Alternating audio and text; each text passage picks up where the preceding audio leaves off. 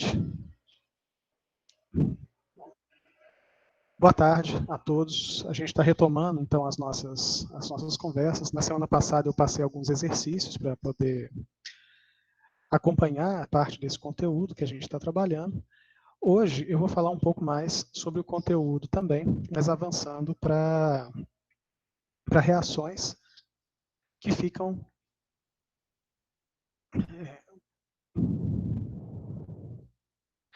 Vocês conseguem me ouvir ainda, gente? Sim. Ok. Eu estava dando microfonia aqui.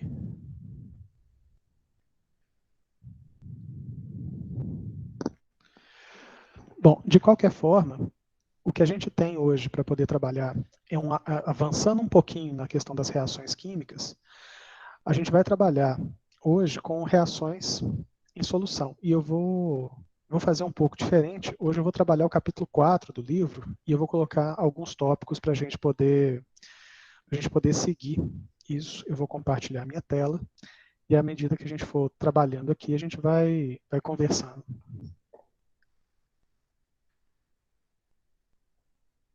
A gente vai conversando e a gente organiza esse material, tá bom?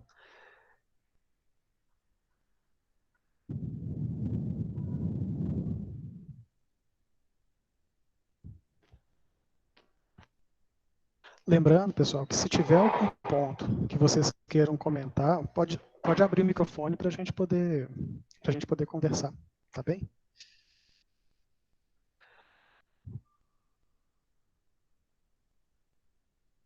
E com isso, tá todo mundo conseguindo enxergar a tela? Sim. Ok. Beleza, gente. Esse é o capítulo 4. A gente vai falar sobre reações em soluções aquosas e estequiometria de soluções. Então, o ponto que eu quero chamar a atenção é que no capítulo 3 a gente trabalhou estequiometria de uma forma geral, e agora a gente vai tipificar algumas dessas reações que são importantes e acontecem dentro do nosso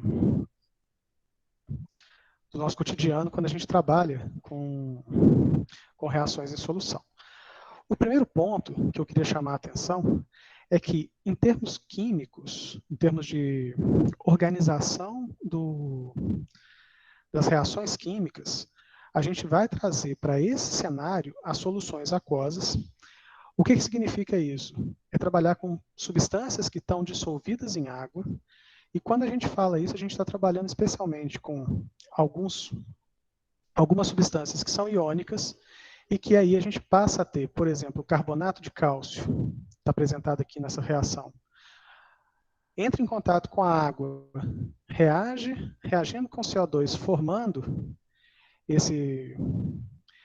essa organização do carbonato de cálcio agora em solução, ele permite que a gente comece a trabalhar, por exemplo, relações do tipo, aqui ele está como reagente na forma de sólido, aqui ele está no reagente na forma aquosa. O que acontece em solução é principalmente algumas relações de dissociação desses íons, que começam a ficar presentes em solução e são solvatados, quando a gente trata de solução aquosa, pela água. E essas relações de propriedade geral, a gente vai precisar tratar principalmente de alguns sistemas relacionados com soluções que são misturas homogêneas, e a partir dessa mistura homogênea eu tenho os solutos, tá? Que são aquelas estruturas que estão dispersas dentro de um solvente, e esse solvente vai ser aquela substância que vai conseguir organizar, ou que vai conseguir solvatar esses solutos. Então, esse soluto é dissolvido no solvente, e quando ele está em pequena quantidade, a gente pode chamar, por exemplo, de uma solução diluída. Tá? Quando a gente pensa em grandes quantidades, a gente começa também a ter alguns problemas relacionados à saturação. Existe um limite de solubilidade associado a esses solutos em determinados solventes. Uma outra propriedade importante são as propriedades eletrolíticas, e aí com isso a gente tem a característica de que quando eu tenho uma substância dissolvida e ela é proveniente de um composto iônico e ela se solubiliza, ela vai formar, então, tá, íons em solução, e esses íons são chamados de eletrólitos.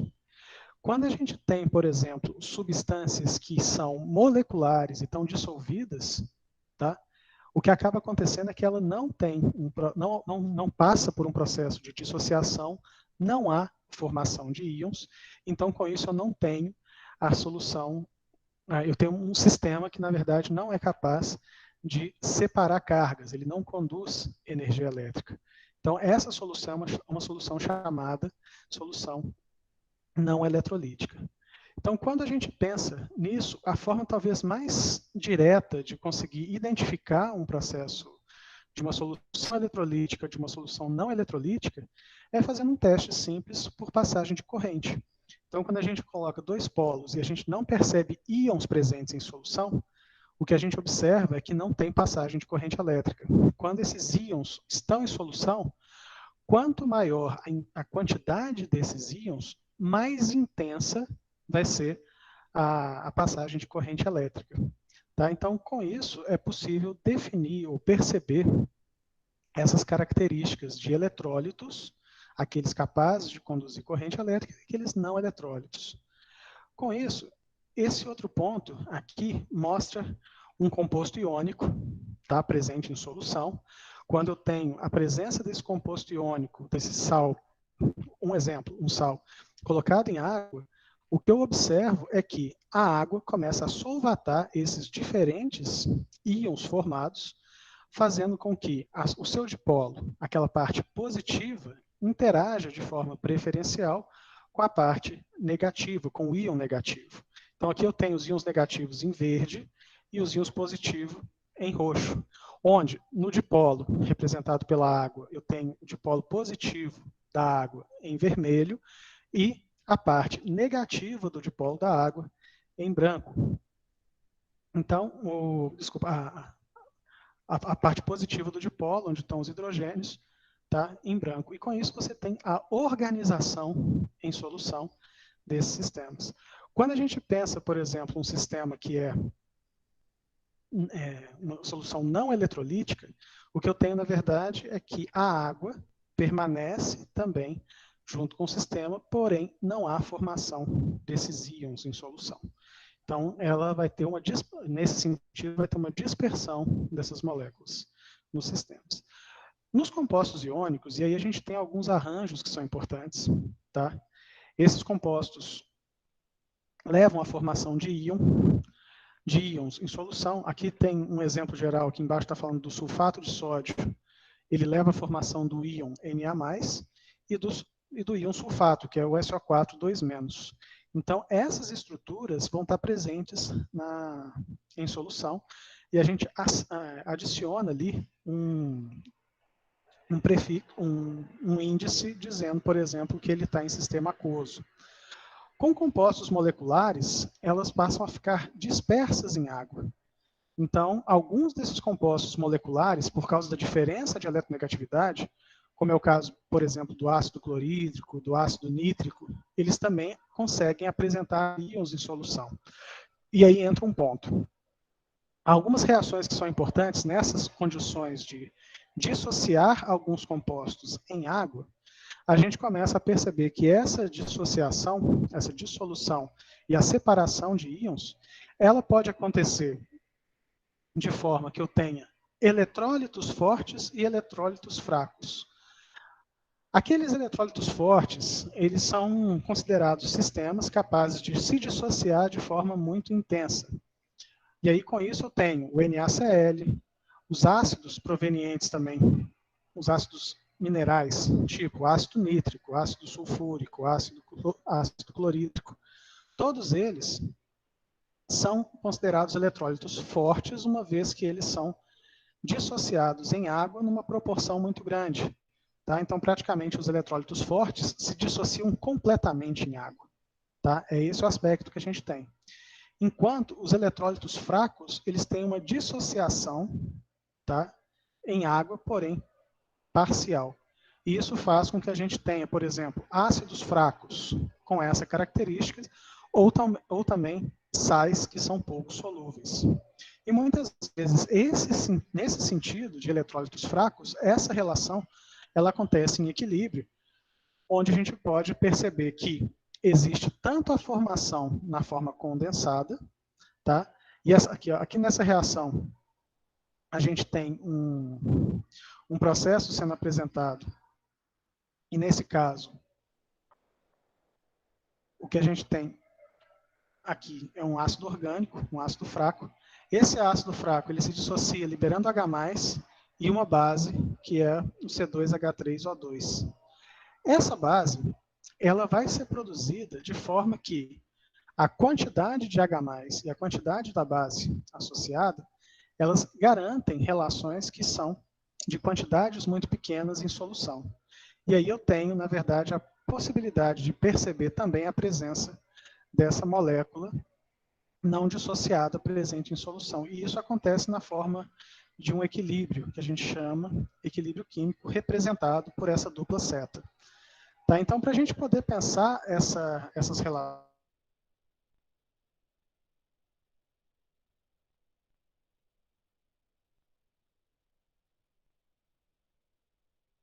a gente...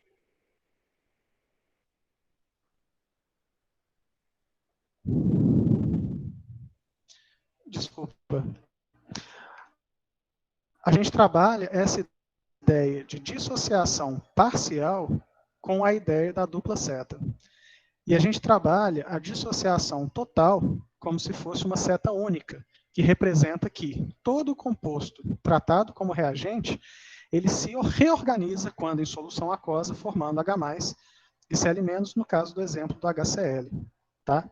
Então, com isso, eu tenho aqui algumas características que são importantes de que a separação entre um eletrólito fraco e um eletrólito forte, ele pode ser dado pela forma como a gente representa essa reação química.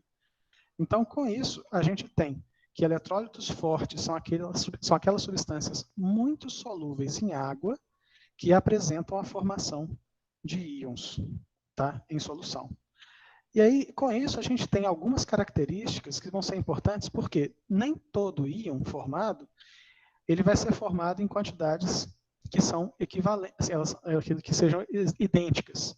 Então, por exemplo, aqui eu tenho alguns compostos de íons com carga, por exemplo, 2-, compostos negativos, íons negativos, que para poder estabilizar a sua carga precisa de 2 íons positivos. Então, com isso, a gente tem algumas características de que, quando colocado em solução, alguns compostos eles produzem uma quantidade, em alguns casos, diferente de íons positivos e negativos. Tá? Então, esse é um primeiro ponto. O segundo ponto são as reações de precipitação.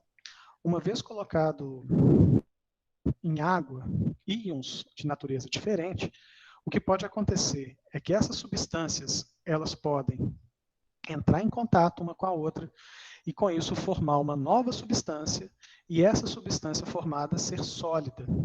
A gente diz que esse sólido formado ele gera um precipitado, que é a forma sólida presente nesse sistema. E muitas vezes o que a gente observa é um turvamento dessa solução, que passa agora a ter a presença de um sólido. Aqui eu tenho nessa reação o iodeto de potássio sendo colocado junto com o nitrato de chumbo, que ambos são solúveis em água, mas quando eles entram em contato um com o outro, o chumbo com o cátion, chumbo 2+, e o iodeto, I-, eles formam um composto amarelado, que é sólido. E aí, nesse processo reacional, a gente mantém em solução íons do tipo NO3-, que é o íon nitrato, e o íon K+. E com isso a gente tem a formação, e aqui a gente consegue perceber de forma muito clara no fundo desse becker, a formação de um precipitado amarelo, que é o iodeto de chumbo. Então, esse é outro tipo de reação muito comum, que é a formação de precipitados, a formação de sólidos. O aspecto que a gente observa é o turvamento desse sistema. Se a quantidade desse sólido formado for grande, a gente começa a perceber, por decantação, também a presença dele no fundo em tempos muito rápidos. Tá? Então, algumas características importantes sobre solubilidade é que a gente pode pensar que algumas quantidades de solvente, elas apresentam a relação entre o soluto em quantidades comparado ao solvente, a gente vai trabalhar a solubilidade baseado em temperatura. Então, a mudança de temperatura leva à formação de sistemas diferentes, e isso implica na solubilidade do sistema. E aí, com isso, a gente pode perceber que alguns sistemas, e de forma típica, a maioria deles, o aumento da temperatura leva a um aumento de solubilidade, mas aí a gente tem alguns exemplos também, que o aumento de temperatura pode levar à formação preferencial de sistemas menos solúveis. A gente tem aqui algumas solubilidades pensando que, para que a gente possa entender essas regras de solubilidade, que, na verdade, alguns compostos iônicos são mais solúveis que outros. Em geral, aqui eu tenho uma tabela, essa tabela mostra que a gente tem alguns compostos relacionados com íons que são típicos, e aqui eu tenho alguns íons, tais como o íon nitrato, tá? E aí a gente tem compostos solúveis com os íons nitrato, e aí com isso a gente começa a organizar algumas dessas tabelas. Os íons cloreto, iodeto e o sulfato, ele apresenta alguma característica de semelhança. Alguns que são íons insolúveis, tá? A gente apresenta aqui alguns deles,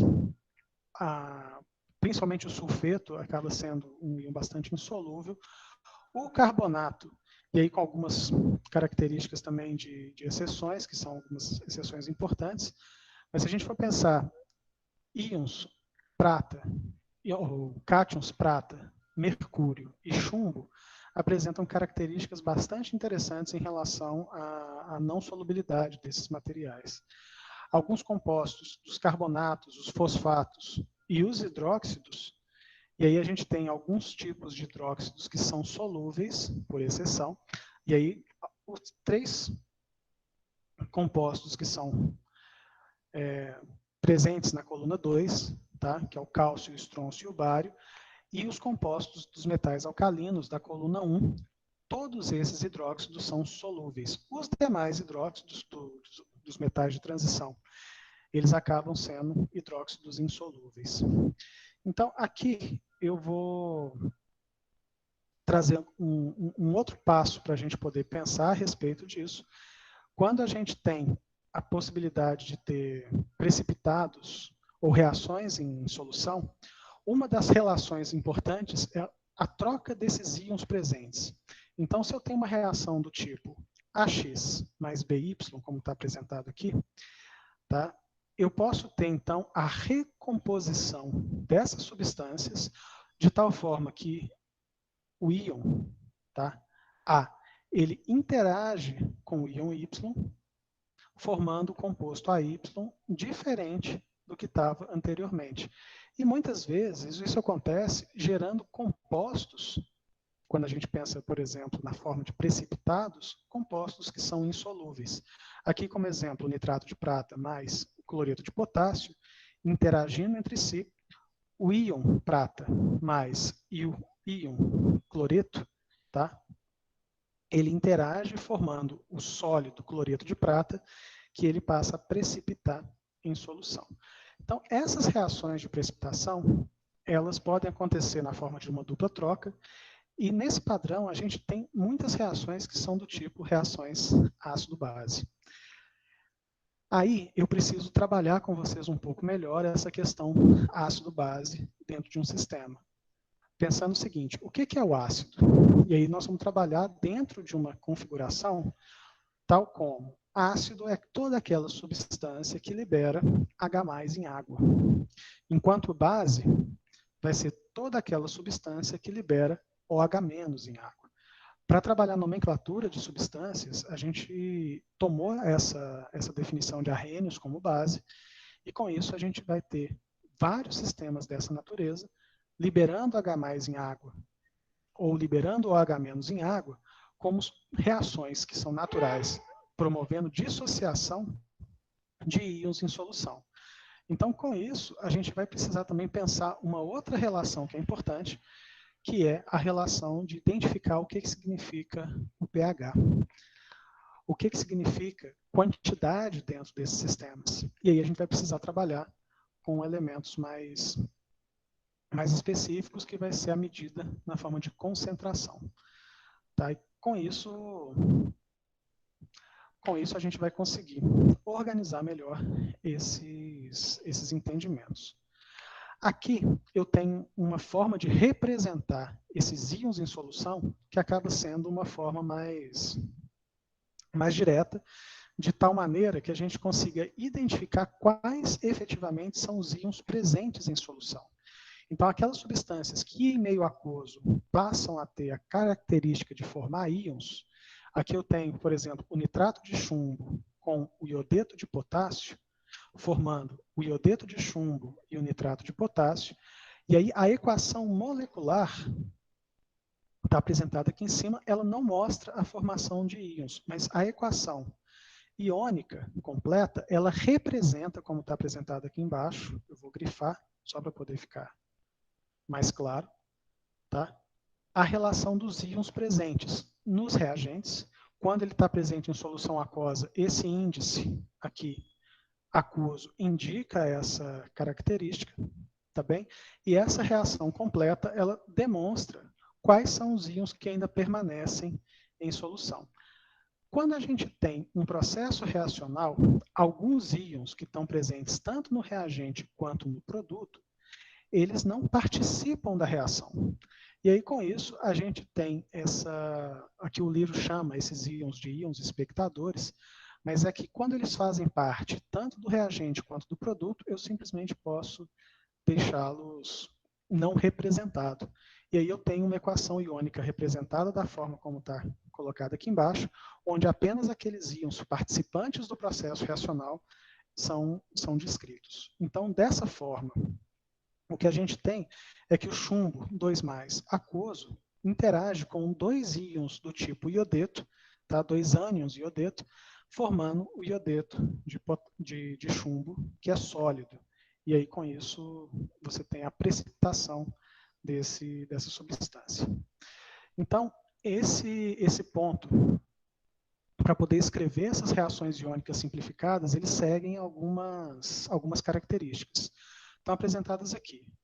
Escrever a equação molecular balanceada para a reação, reescrever essa equação para mostrar os íons que se formam tanto nos reagentes quanto nos produtos, tá? E com isso, na sequência, identificar e cancelar aqueles íons que não participam do processo. São aqueles que aparecem tanto no reagente quanto no produto. Tá? Então, com isso, a gente acaba tendo um sistema para poder representar essas equações de forma simplificada. Então, aqui tem alguns exemplos. Eu tenho aqui o cálcio, o cloreto de cálcio aquoso, mais o carbonato de sódio, formando o carbonato de cálcio e o cloreto de sódio.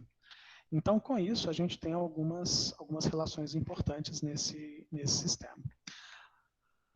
Outro ponto são as reações ácido-base. Eu comecei a falar um pouquinho para vocês. Aqui eu tenho algumas dessas características de ácidos, que são substâncias que liberam H+ em água. O que a gente tem é que alguns ácidos a gente chama de monoprótico, uma vez que ele libera um hidrogênio em solução, enquanto ácidos polipróticos, tá, são aqueles que liberam mais do que um hidrogênio em solução. O ácido clorídrico é um exemplo de ácido monoprótico. O ácido nítrico é um exemplo de ácido também monoprótico. Mas o ácido sulfúrico, ele já representa um tipo de ácido, que é um ácido que tem a possibilidade de liberar 2 hidrogênios. Isso muitas vezes acontece não de forma imediata, mas eu posso promover a liberação desses íons em etapas, mas são etapas importantes para que a gente possa identificar a possibilidade de que o íon H+, proveniente do ácido sulfúrico, ele vai ser liberado de tal forma que cada molécula de ácido sulfúrico pode colocar em solução dois íons H+ por molécula. Então, com isso, a gente tem essa característica. Da mesma forma, as bases, elas liberam o OH-, os ácidos liberam OH+, as bases liberam OH-. E aí, com isso, eu posso ter bases que também liberam apenas um íon hidroxila, que é esse íon OH-, ou posso ter bases que liberam 2 ou mais íons hidroxila. Aqui eu tenho alguns exemplos. O NaOH libera apenas uma hidroxila, enquanto o hidróxido de cálcio libera 2 hidroxilas por molécula. Existem situações onde eu tenho a formação também desse íon hidroxila, e aí o caso da amônia é o caso mais, talvez o caso mais simplificado para a gente trabalhar, onde a amônia reage com a água em equilíbrio, formando o íon que a gente dá o nome de amônio, que é o NH4+, formando também a hidroxila em água. Então, quando a gente tem essa formação de hidroxila em água, o que a gente tem é a característica do caráter básico dessa substância. Aqueles ácidos que são considerados fortes ou fracos, ele depende da capacidade que eu tenho de liberar hidrogênio no meio para os ácidos e a capacidade de liberar hidroxila no meio para as bases. Os ácidos que são considerados fortes, eles têm uma característica de liberar mais hidrogênio, tá? Enquanto os ácidos fracos liberam uma quantidade menor. Muitas vezes essa liberação de hidrogênio acontece na formação de uma reação em equilíbrio. E aqui a gente tem alguns ácidos e bases que são fortes e são mais comuns do nosso dia a dia. Então, os ácidos fortes, em geral, os ácidos que representam ânions da coluna 17, como o cloro, o bromo, o iodo.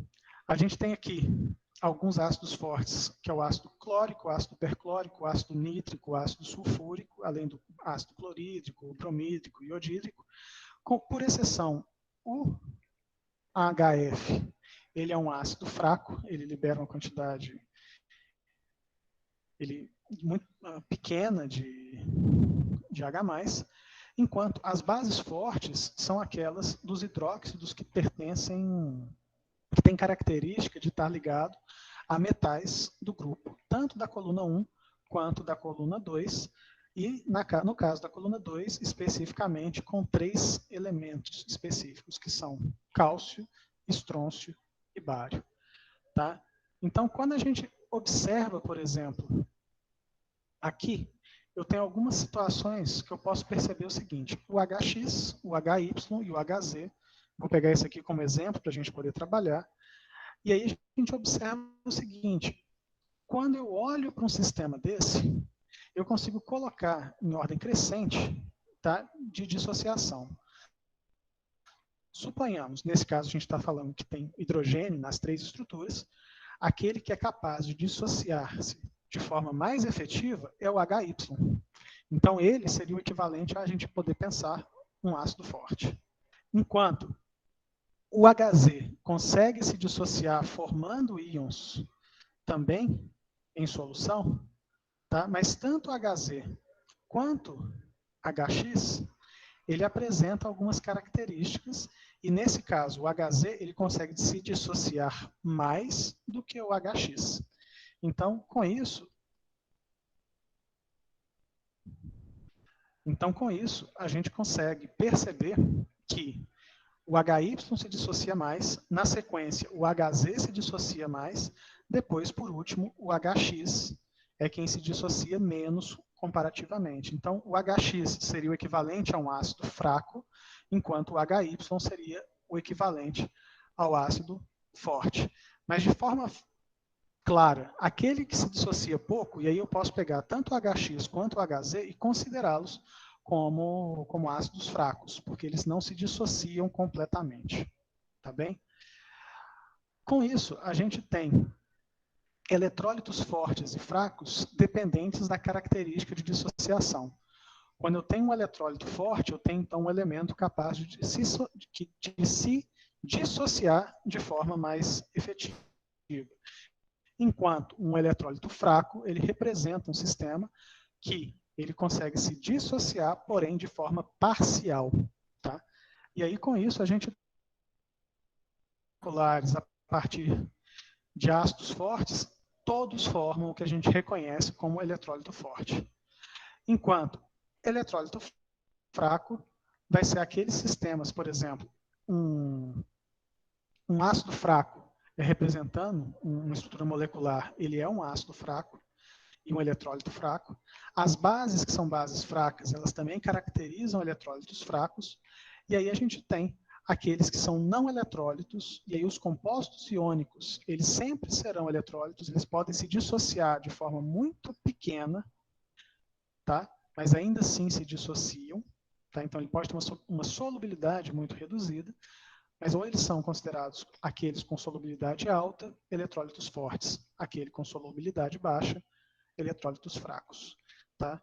E os compostos moleculares, tá bem? Eles têm características de proporcionar a formação de não eletrólitos em sistemas que não apresentam íons em solução.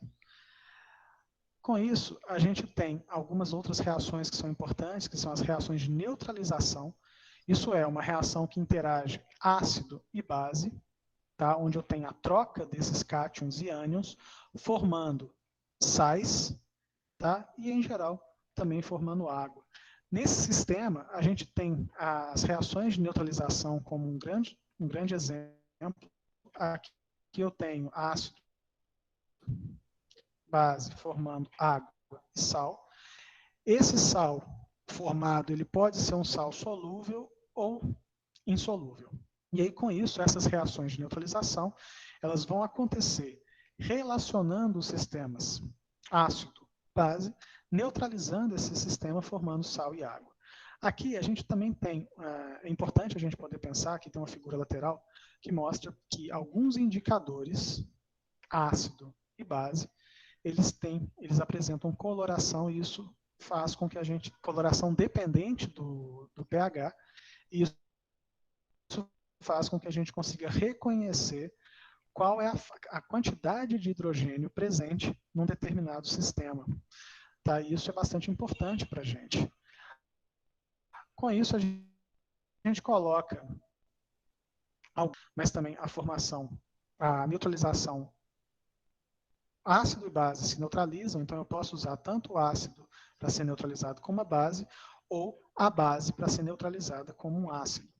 E aí, pode ser que algumas dessas bases apresentem também quantidade de hidroxilas diferentes, como é o caso do hidróxido de magnésio. Tá? E quando a gente observa isso, que o hidróxido de magnésio, por exemplo, que é sólido, na presença de um ácido, ele pode, então, partir para um sistema que, quando a mudança da relação do pH, da quantidade de ácido presente no meio e os processos reacionais relacionados, fazem com que um sistema que antes era insolúvel num determinado meio, no meio básico, no meio ácido ele passa a ser solubilizável. Então, com isso aqui, eu tenho o hidróxido de magnésio, que é inclusive vendido em farmácia, a gente usa isso para dores estomacais, como antiácido.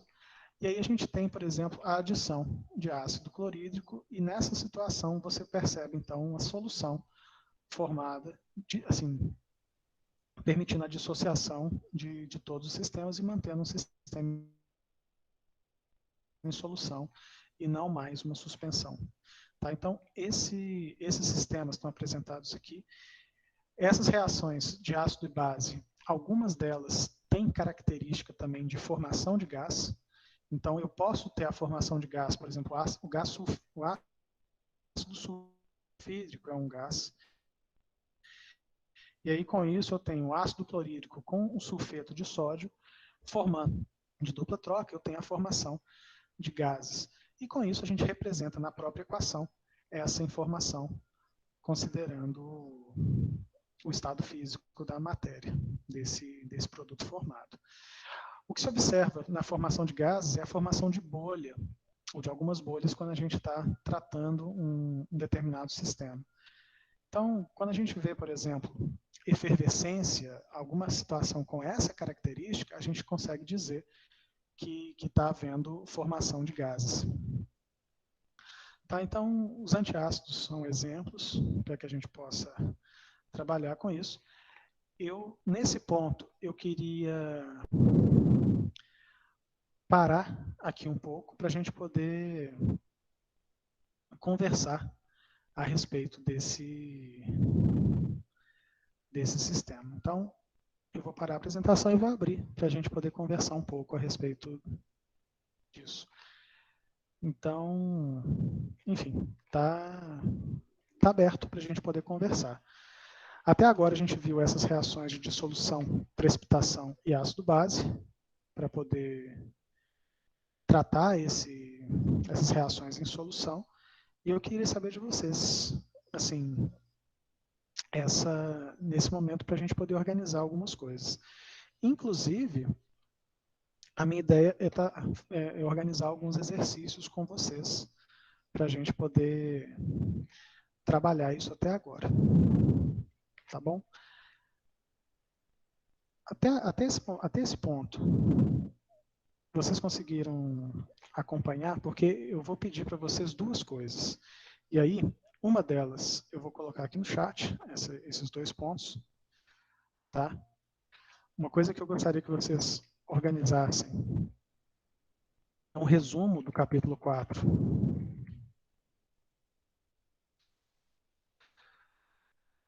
Isso para ser entregue no dia 22 do 4. Tá? E os exercícios que eu pedi que vocês fizessem também para serem entregues, tanto o resumo do capítulo 4, quanto esses exercícios, tudo isso para o dia 22 do 4. Tá?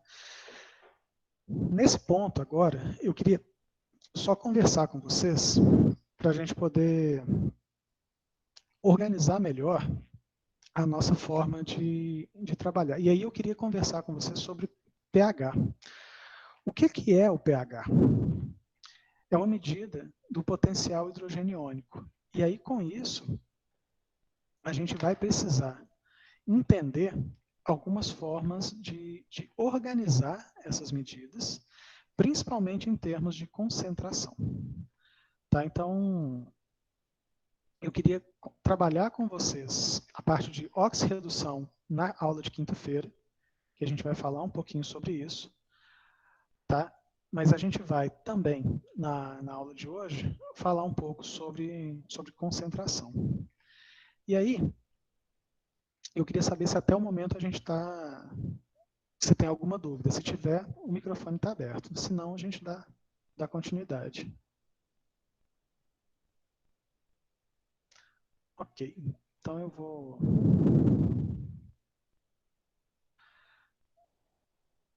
apresentar novamente. A gente vai falar um pouquinho sobre concentração. Tá?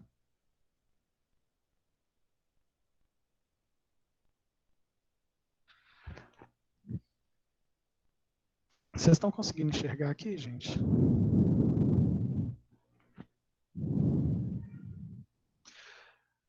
Aí eu tenho... Ok. Concentração de soluções nada mais é do que uma relação quantidade de soluto, tá? Pelo volume da solução dada em algumas unidades de volume. Em geral, essa quantidade em volume é dada em litros. Eu posso ter outras formas de concentração, onde eu tenho relação de quantidade, soluto, solvente. Tá? E aí, com isso, eu tenho, por exemplo, a concentração em quantidade de matéria, ela é expressa por quantidade de matéria do soluto em relação ao volume em litros. Então, a solução dada por 1 mol por litro, a unidade medida de quantidade de matéria é mol, a unidade medida de volume em litros é dada por aqui. Então, a unidade mol por litro é a concentração em quantidade de matéria. Então, essa quantidade de matéria dada dessa forma, ela nos ajuda a perceber, por exemplo, relações estequiométricas associadas ao processo. Tá? Então, muitas vezes, se eu tenho uma quantidade em massa, eu posso associar a quantidade em massa à quantidade de matéria. E aí, com isso, eu preciso trabalhar com a massa molar desses sistemas. Então, para poder fazer essa comparação, muitas vezes o que a gente vai fazer uso é de uma análise dimensional, onde eu tenho relações de quantidade, que seja massa, pela massa molar, eu vou trabalhar uma relação, tá? Vocês estão me escutando, gente? Melhorou alguma coisa? Tá falhando muito. Tá falhando muito?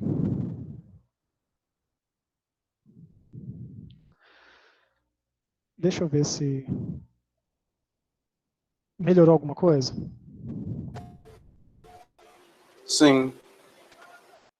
Ok. Então, quando a gente pensa em concentração, a gente está avaliando quantidades.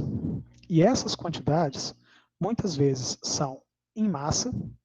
Se eu vou trabalhar a concentração molar, eu preciso transcrever essa quantidade em massa para a quantidade molar. E essa quantidade molar, ela depende da quantidade da massa molecular de cada um dos compostos. Então, aqui, por exemplo, o sulfato de sódio, na quantidade de 23,4 gramas, ele tem a relação de 1 mol de sulfato de sódio ter a quantidade de 142 gramas. Essa quantidade aqui, entre parênteses, tá, é o que a gente chama de unitário. Então, a quantidade de 1 mol representa essa quantidade em grama. Então, essa relação aqui é uma razão unitária. Qualquer multiplicação de um número pelo número 1, por um unitário, ele garante a manutenção da mesma quantidade daquele número. Então, esse aqui é a forma que a gente tem, é uma das formas que a gente tem de trabalhar essa reação ou essa organização de unidades dimensionais. Tá? Então, aqui eu tenho, por exemplo, gramas de sulfato de sódio e aqui embaixo eu também tenho grama de sulfato de sódio. Com isso, eu consigo cortar esses dois e o resultado disso é a quantidade dada pela unidade que está mantida aqui, que é mol de sulfato de sódio, porque ela se mantém depois dessa multiplicação de uma quantidade por um valor unitário. Da mesma forma, aqui eu tenho a quantidade em litros, 125 ml, multiplicado por um unitário, 1 litro ele representa 1000 ml. Então, com isso, eu tenho as unidades em ml cortadas aqui, tá? A razão delas também é unitária, e aí, com isso, o volume final aqui é dado em litros. Com isso, eu vou pegar a quantidade em mol e dividir pela quantidade em litro. Com isso, eu tenho como resultado desse sistema a concentração dessa solução de sulfato de sódio em água, ela é de 1,32 mol por litro. Essa é uma forma direta da gente poder fazer. De forma análoga, a gente pode trabalhar com regras de 3. Tá? Então, trabalhar com valor unitário para fazer análise dimensional ou trabalhar via regra de 3 também é tranquilo. Enquanto 125 ml, por exemplo, tá para 1000 ml, 1 litro tá para X. Posso fazer essa forma. Ou 142 gramas de NaSO4 equivale a 1 mol. 23,4 gramas de NaSO4 equivale a X. E aí eu consigo também chegar nesses valores a partir de regras de 3. Então, a sugestão é que vocês tentem fazer esses exercícios na sequência. Tá? Quando a gente vai preparar uma solução, muitas vezes a gente utiliza algumas vidrarias. Aqui nesse caso, a gente está vendo aqui um balão de preparação para que a gente possa fazer um balão volumétrico que é capaz de medir uma quantidade em volume com precisão, e aí com isso a gente consegue produzir um sistema, uma solução, a partir da medida da massa de uma quantidade de matéria definida, a transferência disso para o balão e completar a quantidade aí até onde tem a marcação do balão com o volume total daquele balão. Então, com isso, a gente tem esse procedimento como forma de produzir uma solução que tem, assim, com um nível de precisão bastante grande. Tá? Essas concentrações de eletrólito, a gente vai, por exemplo, identificar que uma determinada substância leva à formação de íons. Então, eu posso aferir também a concentração desses íons. E aí, com isso, a gente consegue, por exemplo, perceber Por exemplo, aqui no caso do nitrato de cálcio, eu tenho o CaNO3, 2, ele está aqui, essa é a fórmula do nitrato de cálcio, e aí com isso a gente tem esse composto que vai liberar no meio 1 mol de Ca2+, tá? do cátion cálcio 2+, e vai liberar 2 mols do íon nitrato. Então, com isso, eu consigo definir, por exemplo, que a concentração aqui ela vai ser diferente tanto dos íons cálcio quanto dos íons nitrato, uma vez que a quantidade de nitrato liberada ela vai ser 2 vezes a quantidade de cálcio presente no meio. Tá bom? Então, com isso, a gente tem essas relações. Outras quantidades em termos de concentração que são importantes, aqui a gente tem alguns outros exemplos, eu vou pedir para vocês darem uma olhada nele, mas a gente tem outros tipos de concentração que são importantes, tais como porcentagem, e aí eu vou ter a porcentagem dada massa. Posso pensar na porcentagem massa-volume ou porcentagem volume-volume. Essa é uma outra forma de concentração que a gente tem para poder mensurar a quantidade de soluto e solvente. E para além dessas relações, eu também tenho a concentração dada em massa por volume, por exemplo, grama por litro. Então, que também é bastante comum que a gente pode trabalhar nesses sistemas.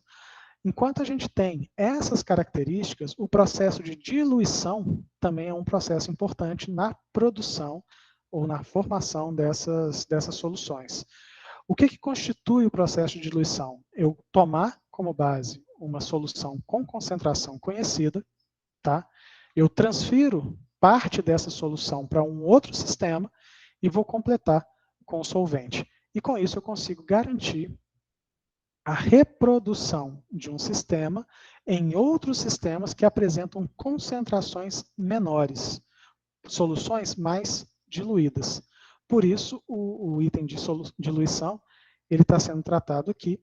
E aí, com isso, a gente pode usar essas relações de forma bastante direta. Tá? Então, existe aqui uma relação importante, tá? Que aí, nesse caso,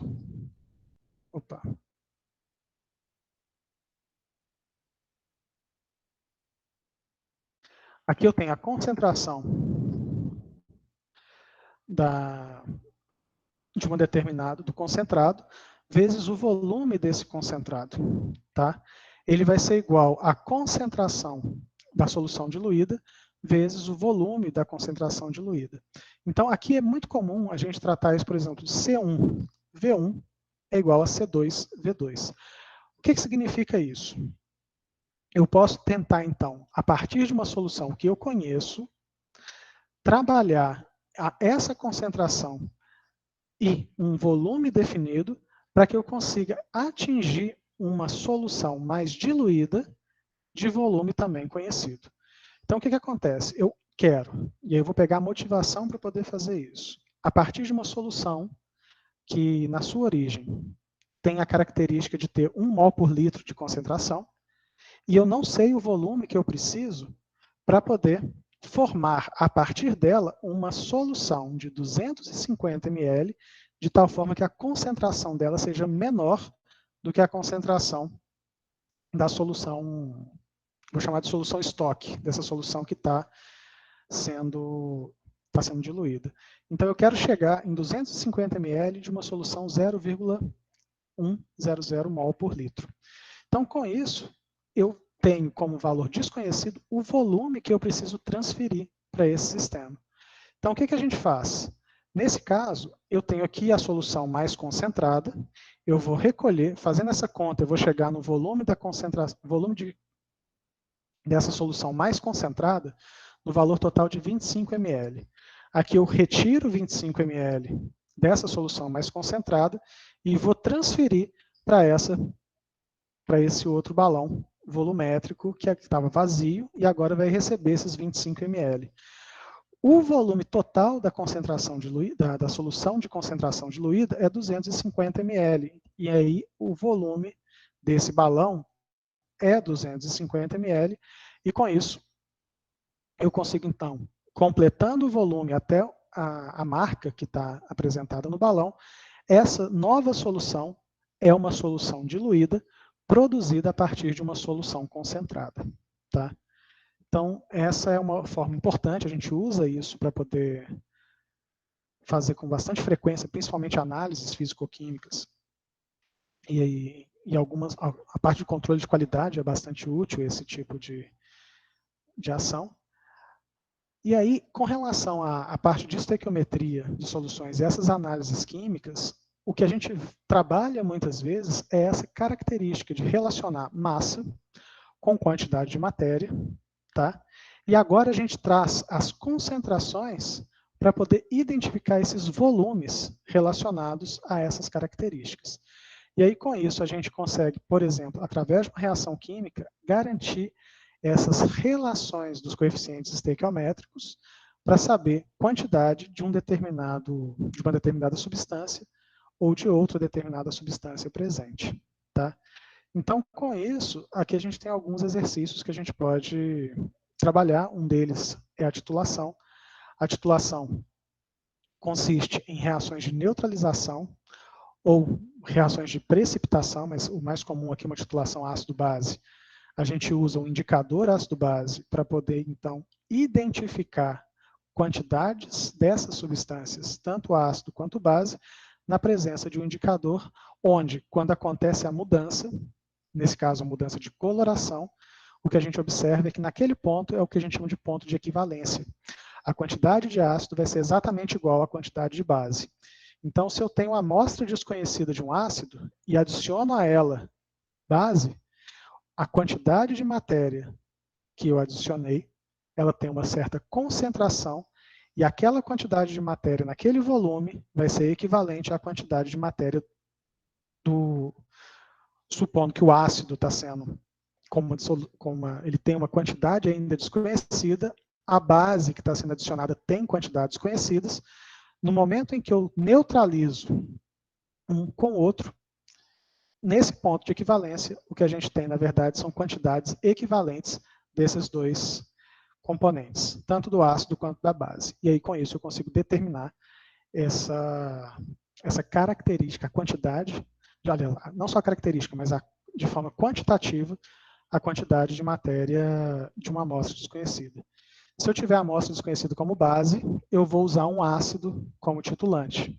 Tá? Eu vou adicionar ácido em concentração, com assim, uma quantidade na qual eu conheço essa concentração. Se eu tiver aqui um ácido, eu vou utilizar a base como uma quantidade que eu conheço a concentração dele para neutralizar esses sistemas. Tá? Então, muitas vezes a gente usa soluções que são chamadas de solução padrão, porque eu conheço a concentração e conheço a característica dela, e aí com isso, nesse ponto de equivalência, a gente consegue determinar a neutralização desse outro componente, e com isso, definir quantidades que num primeiro momento eram desconhecidas. Tá? Então, esse ponto também pode ser feito com reações que envolvem precipitação. Então, o sistema ele consome reagentes e quando ele chega num ponto de saturação, ele começa a formar um precipitado. Então, nesse momento, eu consigo identificar também a característica assim, de atingir um ponto de equivalência, que nesse caso passa a ser o limite de solubilidade, que também é utilizado para poder organizar alguns desses valores e determinar percentuais de alguns tipos de íons ou de compostos em solução. Tá? Então, esse é o ponto que eu queria comentar. Existe uma outra relação importante que tem a ver com o pH, que é um outro ponto que eu queria colocar aqui para vocês, mas que o pH ele acaba tendo a característica de ser uma quantidade relacionada à quantidade de matéria de H+ presente no meio. Então, o que eu tenho? A concentração de H+ dada em mol por litro, tá? É a forma que a gente tem da medida do pH. Então, o pH ele vai em 25 graus Celsius de uma escala de 0 até 14. O pH neutro, ele é entendido como pH 7. pHs ácidos são aqueles abaixo de 7.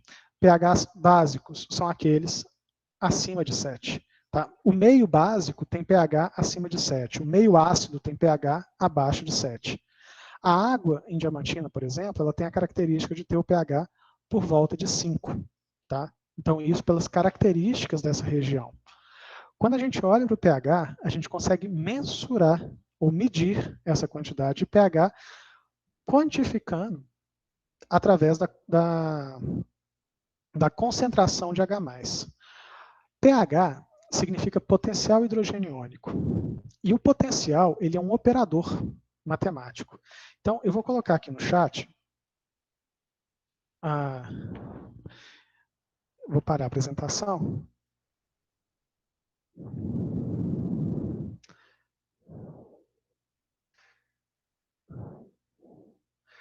O pH, ele vai ter essa característica de ser, a gente chama o potencial hidrogeniônico, ele é definido por menos o logaritmo da concentração de H+ no meio. Tá? E aí, com isso, a gente consegue organizar essas diferentes medidas de pH. Tá? Eu vou passar alguns exercícios para a gente poder trabalhar com isso também. E aí, com essa parte da medida do pH, ela dá para a gente essa ideia. Então, se eu tiver um sistema, e aí a gente começa a pensar alguns exemplos. E aí eu vou trabalhar com vocês na quinta-feira alguns exemplos específicos nesse sentido. Tá bom? Eu vou abrir mais uma vez, para se alguém quiser fazer alguma pergunta. Eu acho que nesse momento a gente consegue tirar alguma dúvida ou avançar em algum ponto. Se alguém tiver alguma dúvida, fica à disposição.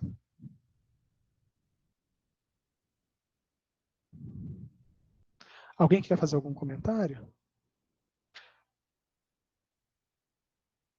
Bom, essa medida de pH a gente consegue trabalhar e ela é bastante importante para a gente, porque em alguns sistemas o que a gente observa é que eu posso ter solubilidade de alguns materiais estando num pH ácido, num pH dado um meio ácido, e pelo pH eu consigo medir se esse meio ou a solução de fato ela tá ácida ou não.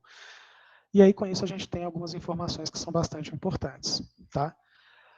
De forma geral, eu consegui passar por alguns aspectos dentro do sistema em solução para a gente poder conversar um pouco a respeito disso. Eu vou retomar na quinta-feira esse mesmo assunto, mas aí eu vou trabalhar especificamente com características relacionadas a processos de oxirredução e não processos ácido-base. Mas para isso eu vou deixar alguns exercícios para a gente poder avançar nesse ponto. Se tiver dúvida, na quinta-feira eu retomo, e aí eu dou sequência nesse conteúdo. Então, eu vou, nesse momento, eu vou... Então, com isso, tem alguma dúvida, gente? Senão eu vou parar a gravação e a gente continua.